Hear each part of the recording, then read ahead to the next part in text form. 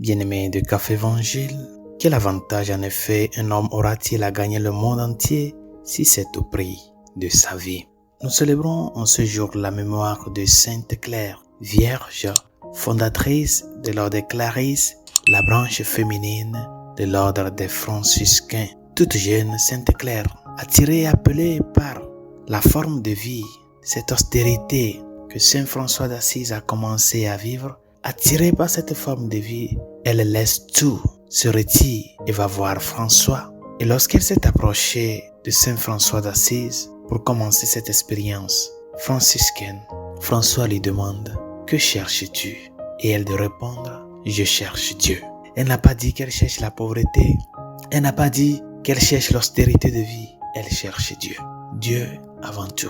Et l'évangile que nous venons d'écouter nous amène à réfléchir sur le terme du monde. Quel avantage en effet un homme aura-t-il à gagner le monde entier? Lorsque nous parlons du monde, nous pouvons comprendre plusieurs choses. Premièrement, il s'agit d'une référence à toutes les choses matérielles de ce monde. Par exemple, les meilleurs aliments et boissons, l'autosatisfaction, les plaisirs charnels, la richesse matérielle et tout ce qui est temporaire et passager dans cette vie. Deuxièmement, le monde peut faire référence à l'orgueil et au désir d'attirer l'attention et les louanges. C'est le cas lorsque nous nous préoccupons de ce que les autres pensent et disent de nous.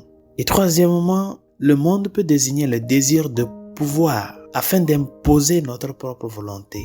À un niveau très élevé, c'est souvent la cause des guerres entre pays.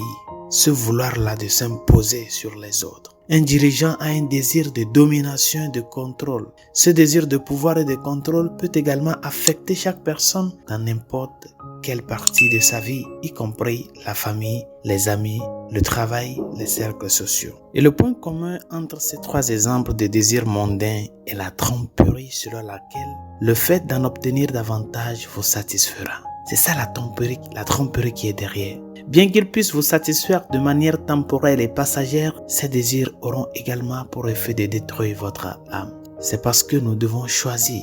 Pour cela, nous devons choisir. Soit nous cherchons à satisfaire le désir spirituel de notre âme, soit nous cherchons à nous rassasier des promesses éphémères du monde. Nous ne pouvons pas avoir les deux. Par exemple, si l'on devient très riche, le précepte de vivre spirituellement détaché des choses matérielles demeure. Ce n'est pas parce qu'on est riche qu'on ne doit pas vivre le détachement. Ainsi, dans ce cas, la richesse matérielle représente un certain fardeau sous la forme d'une tentation. Et bien que cette tentation puisse certainement être surmontée, que la richesse puisse être utilisée pour le bien, le danger est réel et doit être régulièrement reconnu. Mais le Seigneur nous interpelle aujourd'hui à lutter pour purifier nos désirs mondains.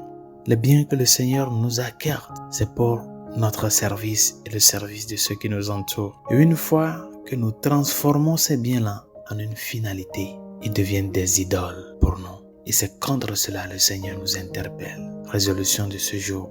Fais ce que tu as à faire avec amour, avec détermination et persévérance. Dans ton travail quotidien, sois le meilleur et donne le meilleur de toi. C'est une forme de lutter pour faire montrer aux autres ce que tu fais est une expression de ta gratitude envers Dieu et envers eux. Et de là, savoir que tous les bénéfices que tu reçois, c'est pour un service et non pour les transformer en une idole. L'important, c'est de lutter à ce que rien ne te sépare de l'amour du Christ. Bonne journée, Dieu vous bénisse.